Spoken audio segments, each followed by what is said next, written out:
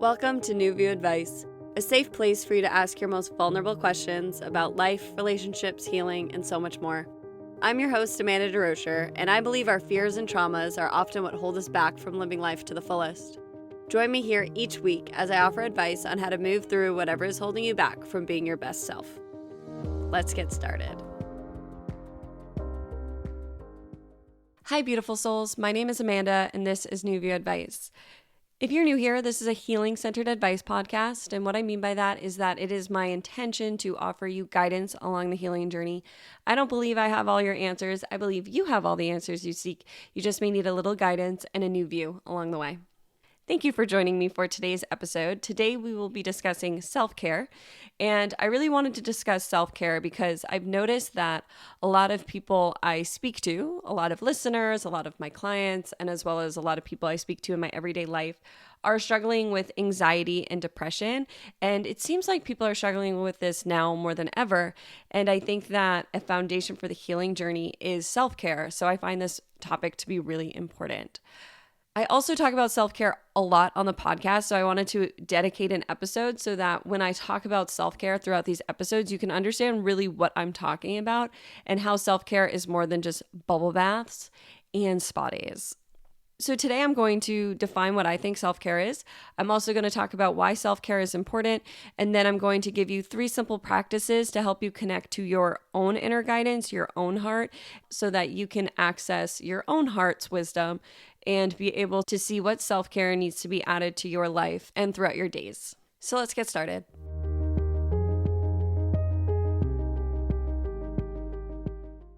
I wanted to start today with defining self-care.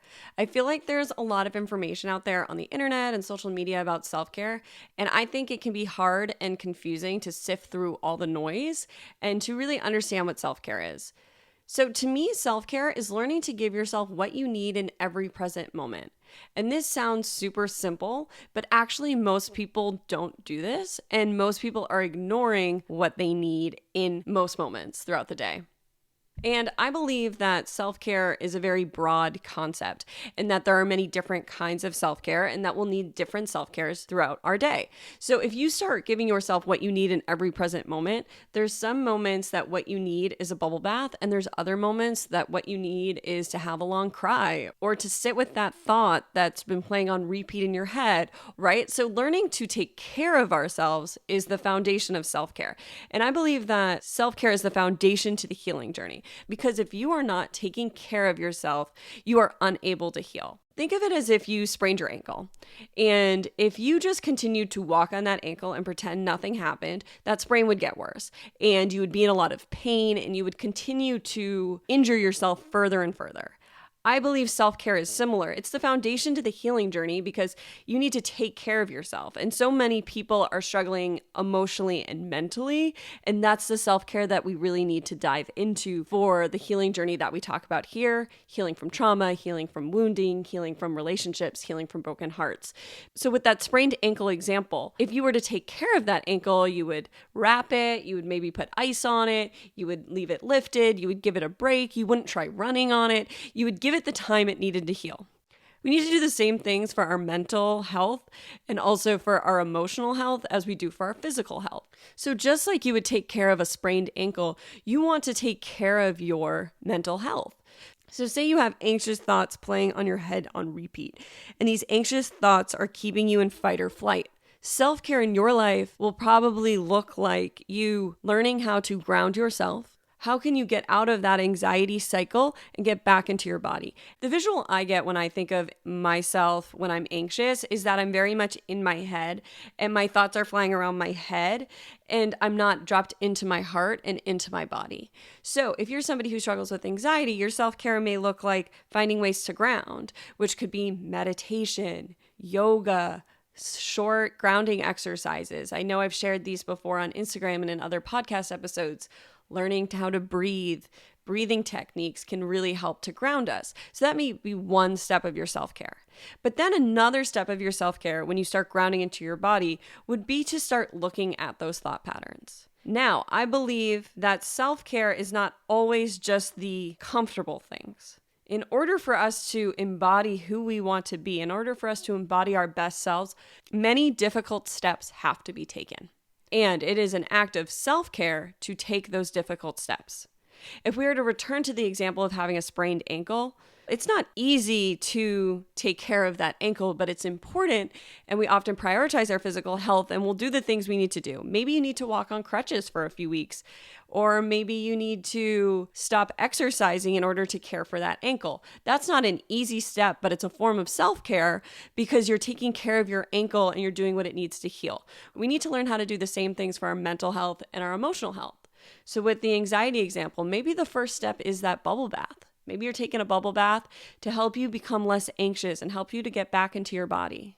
But then the next act of self-care may be that it's time for you to start looking at your anxious thought patterns. It's time for you to start sitting with where that originated from. That's not easy work to do. And I think a lot of people think that self-care is bubble baths and these calming activities, because what happens is we realize we need self-care when things get a bit out of control. So say you're living in fight or flight, and say you realize how stressed you are and you're like, oh my God, I need to add self-care to my life. Oh my God. So then you decide to take a bubble bath. You decide to unwind. You realize you've been so stressed for the past week that it's time for you to take care of you. So you start to take care of yourself and you do these soothing things. And then you get out of that fight or flight. And what's waiting for you when you're out of fight or flight is the next step. And the next step is often a difficult step. So many people will choose to ignore that next step, which may be to look at that anxious thought pattern, to finally dive into your relationship with your mother, to look at that trauma you've been playing on repeat in your life, or to heal that broken heart, or to call that friend you've been avoiding because there's some uncomfortableness between the two of you. The next step is often difficult. And so then people will ignore that step, and then they'll start to go right back into that fight or flight stress cycle. They start moving out of their bodies and into their heads. We distract ourselves with working too much and with drama. I think relationships can be one of our biggest distractions, the drama we play out between one another, and we get really, really stressed again. And then when we're super stressed, it finally hits us that we're super stressed. We need to relax. So the self-care becomes prioritizing ourselves and coming back out of that fight or flight, because fight or flight's not healthy for the body. It's not healthy for anybody. It's not helpful for anybody. We're irritable in fight or flight. We're absent in fight or flight. We can't be present with ourselves or others when we're in fight or flight. So we come back down into the body. We come back to the present moment. And then what happens? An uncomfortable step arises. And you can choose to do that uncomfortable step or ignore it. But when you ignore it, it will probably keep whispering at you. So that can stress us out again, right? So we go back into fight or flight. We go back into stress mode. And then we get all the way up to like being really irritable and really stressed with ourselves and really angry and having all our thoughts. And then we're like, oh my God, I need a bubble bath. And then we come back down and we play out this cycle of ignoring the difficult next step. So I believe that's why a lot of people think self-care is bubble baths, spa days, massages, chocolate, whatever it may be. It's because we ignore ourselves so much that we get into a really stressful place, and we need those things to bring us back down into the body. Because I believe, like I said, that self-care is doing what your heart is asking in every present moment, and your heart is not always asking for you to do the simple thing or to do the feel-good thing. Sometimes your heart's asking you to take difficult steps in order to feel good later. It's the idea of getting out of the instant gratification cycle. We are a culture that lives off instant gratification, but many of the things we want, we need to practice delayed gratification. So it may not feel good right now, but down the road, it will feel good and for longer because we didn't take the easy way or the instant gratification way. We decided to do the hard things in order for our life to feel better later. An example of this that I would mention in my own life would be my sober journey. So I view going sober as an act of self-care, but it took a million acts of self-care in order to be sober. So when I decided to go sober, that wasn't an easy choice for me. It was a difficult choice that I struggled with for months. And when I chose to go sober, it was something my heart was asking me to do because my cycle of drinking was that I would punish myself the next day. The instant gratification was picking up the drink because it would numb the difficult feelings I was having. It was a cycle I played out for years where I would feel really hard feelings throughout the day and I would pick up a drink to numb instant gratification. But then the next day I often woke up with a lot of guilt, shame, and self-hatred. And even on the days that I didn't do anything embarrassing or shameful, I would still have those feelings. Because when I got drunk, I showed up as a different version of myself. So I would replay everything I said. I would replay everything I did. I would shame myself for drinking. I would shame myself for how drunk I got. And it was this awful cycle that took up so much energy. And it would take so much healing for me to forgive myself for the drinking. And then I would replay the cycle again. So I'd forgive myself for the drinking. And then like a day later, I'd pick up a drink because I was having a hard day. I'd numb. And then I'd start the self-hatred cycle again. So when I gave up drinking, it was not easy. I did not experience instant gratification through sobriety. I did not instantly stop hating myself. Instead, I stopped numbing, and there were a lot of feelings to feel. And my self-care was learning how to feel those feelings without drinking. And for me, one of the biggest feelings I had to learn how to feel through sobriety was my anger. I believe that anger and rage are normal human emotions, but so many of us are afraid of our anger and rage because people have used their anger and rage against us. Many of us as children were yelled at. Many of us as children were hurt physically, emotionally, sexually. And so, because of that, we are afraid of our own anger and rage.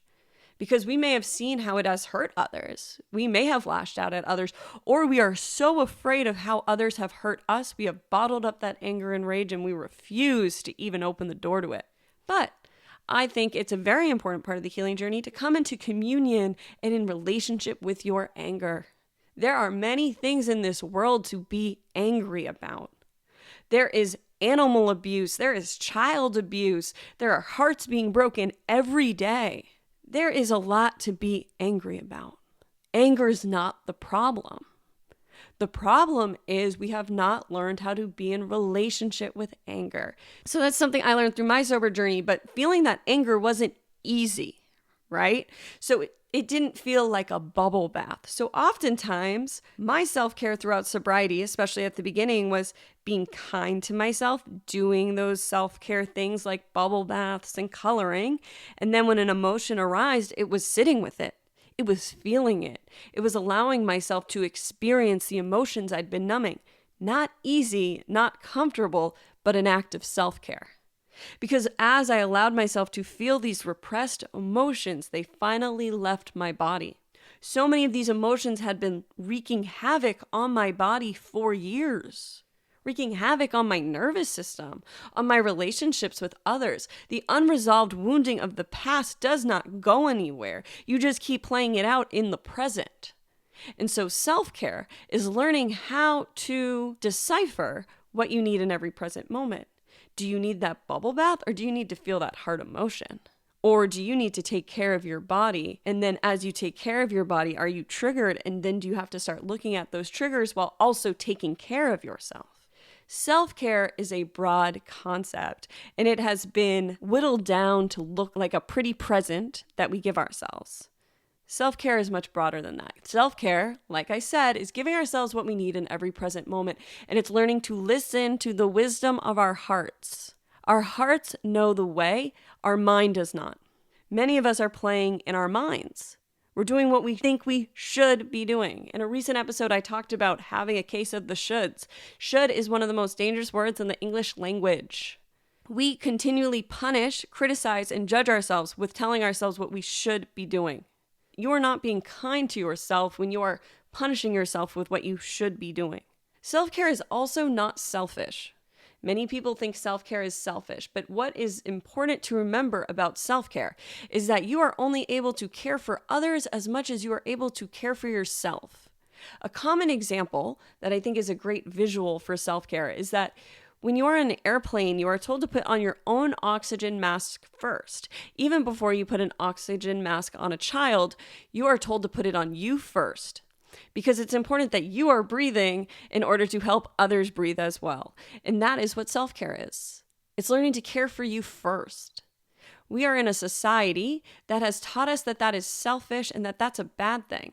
Especially as women, we have learned to take care of others and to take care of others' needs before our own. But as I said, you can only help fill others' cups as much as your cup is filled first. I like to view it as self-care fills our cup. So like a water cup, and it's filled. And when that cup starts to overflow, that overflowed water is able to go out to others in the world.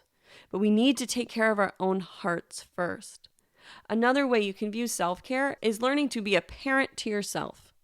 It's learning to care for yourself like a child, like you would the needs of a child, and how self-care is really that caring for yourself. A lot of times my self-care is just stopping a self-critical thought process and offering myself forgiveness and love and compassion in the moment. That's coming back to self-care. Oh my gosh, I'm being so critical of myself right now. Wow, why am I being so hard on myself? Self-reflecting on that. Offering myself that forgiveness. The forgiveness that I so easily give others, offering it back to myself. Those are acts of self-care.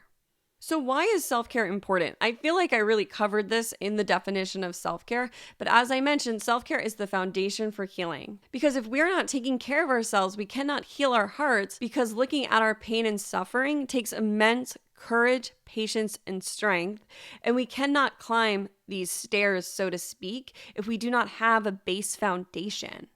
So we need to know that we have our own backs, that we're taking care of ourselves. And that's so important for the healing journey, because so much of the healing journey is your own consciousness, your own heart, and your own body learning that it can trust you.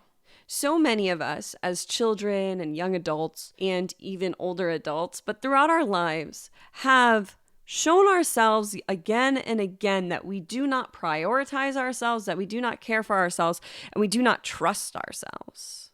So when we enter the healing journey, it's a journey back home to ourselves. It's a journey back home to who we really are, to our own inner wisdom and our own uniqueness. So many of us in our youths change who we are in order to fit in, because community is so important. And we're not taught by adults or by other classmates or students or teachers or friends that where safety really lies is within our own hearts. So we seek outside of ourselves for that safety, and we create beliefs that we have to be different than who we are, that we have to change ourselves. Also, many of us learn to change ourselves out of a need for safety. Many of us did not have safe childhoods, did not have safe upbringings and safe homes. So we changed who we were in order to create safety within us, in order to feel safe emotionally, mentally, and physically. We changed ourselves from who we really are. And so part of the healing journey is coming back to who you are, remembering who you are, remembering your own unique spark and your own unique light. And in order to do this, it's learning how to listen to the wisdom of your heart. Everyone's self-care is going to be different in every present moment. Everyone's lives are different. Everybody's uniqueness is different. That's why it's unique.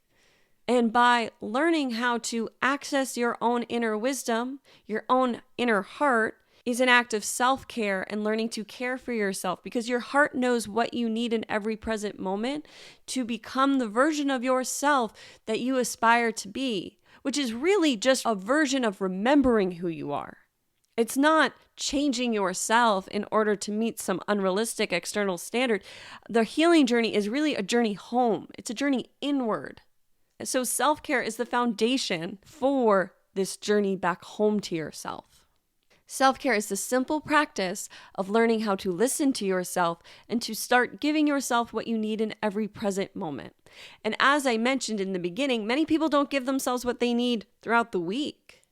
They're doing a lot of what they think they should be doing, or they're living in survival mode and they're not even connecting back to themselves. So for you, it may be connecting back to yourself and giving yourself that self-care once a week, once a day, every now and then. But what I hope for you throughout this episode is that you start to become conscious to what your heart is asking you, and you start to prioritize self-care in your own life. As we become adults, we take on more and more responsibilities throughout our day, and that can become overwhelming, and it can take precedent over self-care, all the responsibilities we pile up. But the truth is that it is so important to take care of ourselves, especially as we get more and more responsibilities. I mention this because I think that a lot of people use their responsibilities as an excuse for not accessing self-care. But your heart knows all the responsibilities you have. So for one person, their self-care might be to go to a retreat and take 3 days to be with their feelings. Another person's might be to journal for 15 minutes about a tough feeling. It's not comparable what the self-care is that each of us is being asked by our own hearts. But what I find the often self-care cycle, for me at least, is that it's coming out of fight or flight through an enjoyable activity such as coloring, journaling, yoga. And then my heart will bring something to my awareness that needs to be felt and witnessed. And I'll do that through meditation, journaling, through feeling hard feelings. And then I'll move into an integration cycle where more awareness comes to my mind, where I realize how much this deep-rooted thing was affecting me. And then I go back into the cycle of feeling good because I just went through a difficult healing. And so maybe I'll color, maybe I'll take a bubble bath. And this cycle happens for days, right? This isn't happening within an hour. Oftentimes this is happening over a couple days. But the cycle continues over and over again. And as I allow the cycle to continue and I witness this cycle of trigger, coming out of fight or flight, healing, integration, trigger, coming out of fight or flight, healing, integration, I'm able to do this quicker and with more ease and less judgment. And as I mentioned, self-care is so important because it's also a practice of getting in the body. So many people are living in their minds, and that's often where those anxious thoughts are, or the anxieties in the body, and it's uncomfortable to sit with. So many people move up into the mind. Self-care helps us to get back into the body because we really have to be in the body to know what we need. Our body is always communicating with us. Our body is an intelligent system that is designed to assist us on this human journey and the healing journey. The body is always communicating with us, and sometimes we think we're being punished by the body because the feelings are uncomfortable, but really it's just an invitation from ourselves to go within. So I mentioned that because you may be thinking to yourself, I don't know what self-care I need. I don't know, the only thing that's on my mind right now is this anxiety. That's a great clue for where you should be focusing your self-care. Oftentimes the loudest part in our body, so the loudest emotion or pain point or thought, is what is asking for our attention next. It's almost like how a child doesn't understand how to always communicate their wants and needs. So sometimes children can just get louder and louder and louder. That's also a way we treat ourselves. We allow these symptoms to get louder and louder and louder until we can't ignore them anymore.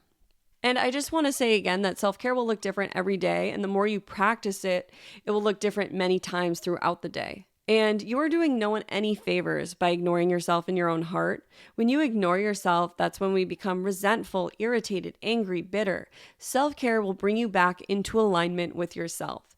And again, it's not always the easy thing. Sometimes it is. Sometimes we need a bubble bath. Or sometimes your self-care will be finally getting that therapist you've been thinking about. Sometimes your self-care is going for a run when you haven't gone on a run in ages. Sometimes that self-care is stretching your legs and allowing yourself to be in your body. And I also wanted to mention that many people in life are searching for freedom. I talk to so many clients who say they do all these things to feel free.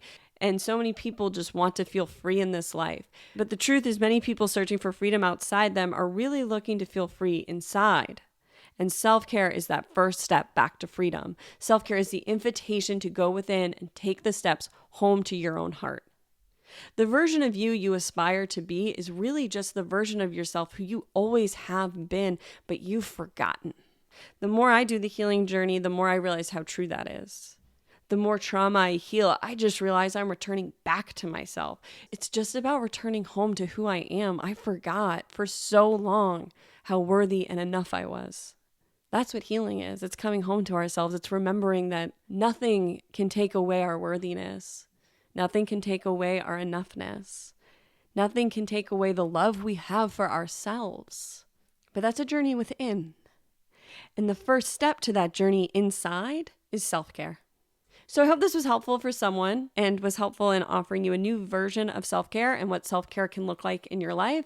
And now I want to offer 3 simple practices to help you connect back to yourself and what your heart may be asking for you to do in terms of self-care.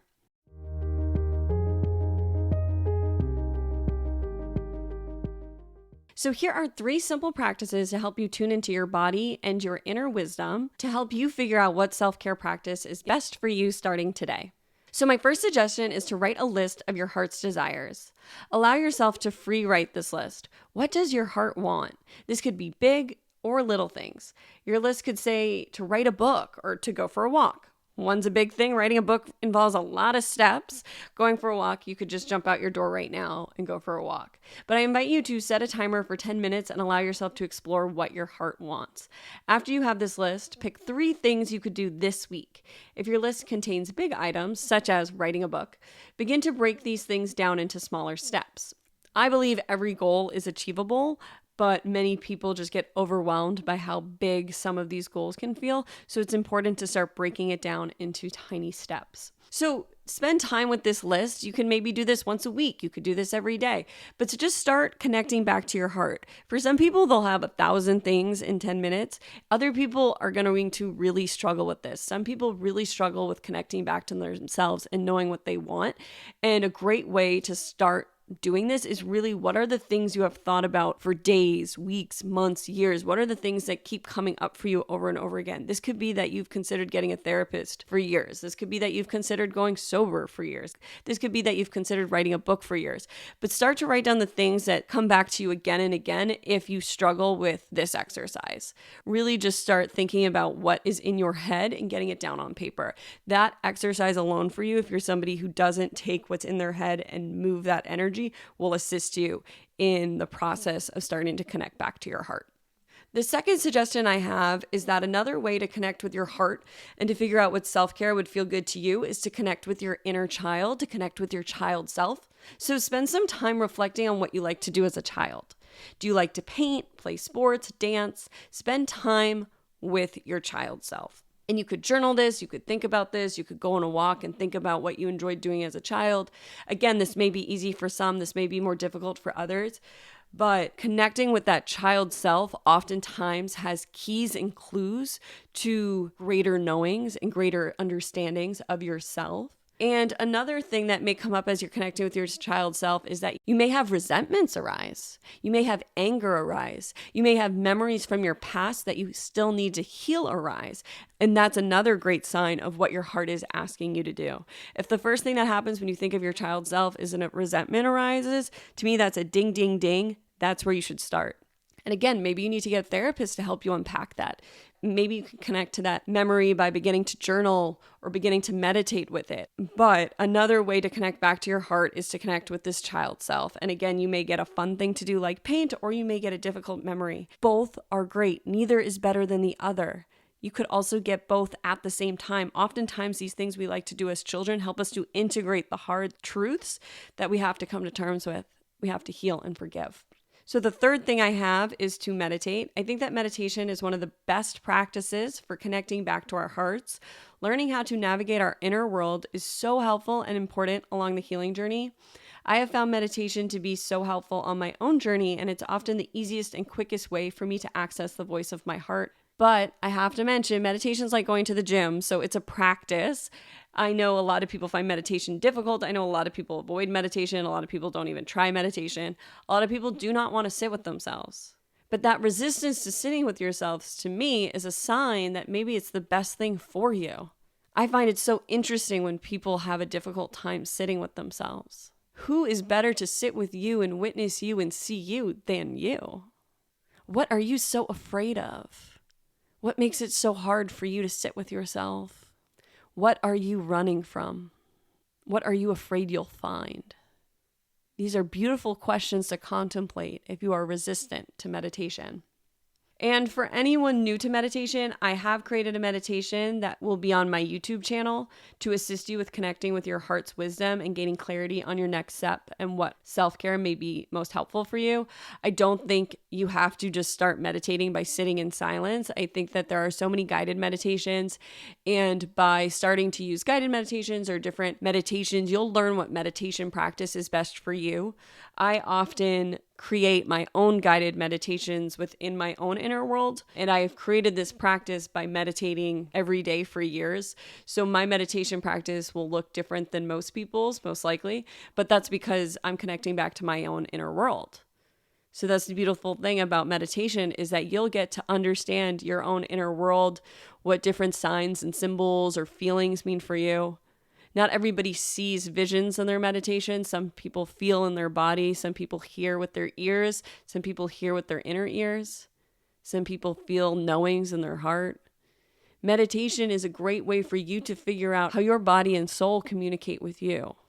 And again, this can be a difficult practice to start, so be patient with yourself. It's like going to the gym.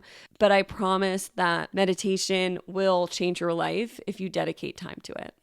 So those are 3 simple practices I have to help you connect back to your heart and to what self-care would be great for you starting today.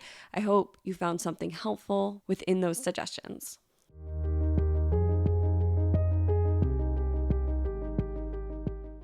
Thank you again for tuning into another episode of New View Advice. As always, I am so grateful to have these conversations with you each week. Thank you for having this conversation about self-care. I am so passionate about self-care, if you couldn't tell, because self-care is so important. It is one of the most important things that I need to prioritize in my own life. If I'm not taking care of myself, then my life starts to fall apart, my relationships start to fall apart, and I become very self-critical. Self-care is a foundation to make sure that I'm able to show up as my best self every day, and that best self looks different every day. I wanted to mention that I have a website, newviewadvice.com, and you'll be able to find the show notes at newviewadvice.com/50.